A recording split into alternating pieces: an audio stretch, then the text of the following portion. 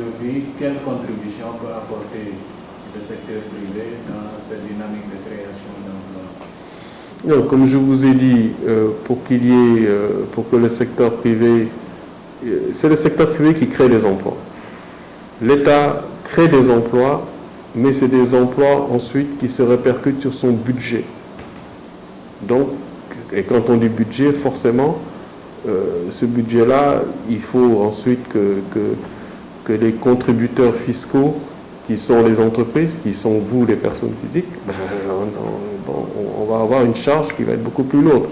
Bon, c'est ça. Bon. Au niveau de l'entreprise, il y a 4 conditions à réunir. La première condition, c'est la politique économique. Donc, il faut avoir une politique économique rassurante, c'est ce que je vous ai dit tout à l'heure.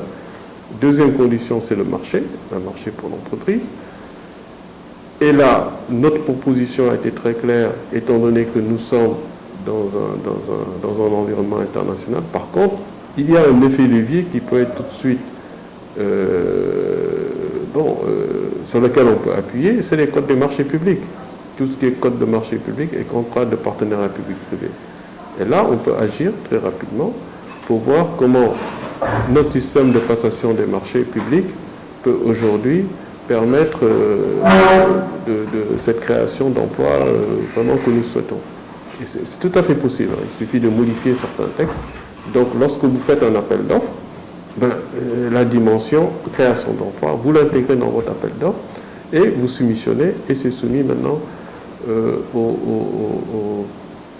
à l'autorité contractante et qui est appelée à décider pour voir un peu qui aura la meilleure offre. Donc ça c'est tout à fait possible. Troisième chose, j'en ai parlé un peu, vous savez, une entreprise, quand elle investit, forcément, elle doit faire face à ce qu'on appelle des obligations fiscales et des obligations sociales. Donc, pour répondre à ces obligations fiscales et répondre à ces obligations sociales, il est important qu'il y ait un cadre fiscal et social incitatif à l'investissement privé. Sinon, il ne va pas investir. Si ce cadre est plus favorable en Guinée-Conakry, pour ne pas la citer, ou dans notre pays, il préférera aller là-bas. Deuxièmement, il faut un système judiciaire et juridique qui soit sécurisant pour l'investissement privé. Si c'est le cas, c'est parfait. Donc cette condition, elle est vraiment essentielle.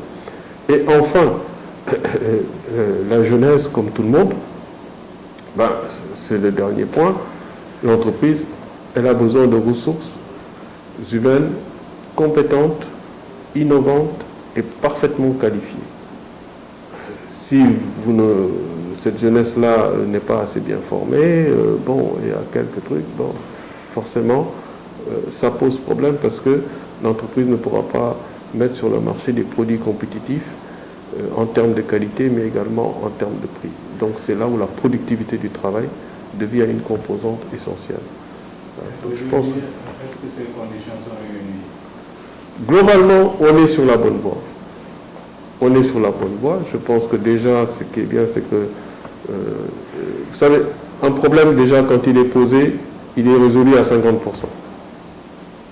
Il est résolu déjà à 50%. Donc je pense qu'il y a de nouveaux comportements qui aujourd'hui apparaissent. Il y a plus d'engagement aujourd'hui des jeunes, plus d'engagement de l'État, plus d'engagement même des partenaires sociaux que nous sommes, nous, entreprises, mais même les syndicats de travailleurs. Donc il y a une mobilisation nationale aujourd'hui que vous avez autour de cette problématique. Donc de toutes les composantes de la nation. Donc cette mobilisation, elle est là. Et je pense que c'est de bon augure, en tout cas, pour de lendemain meilleur pour le Sénégal et pour sa jeunesse.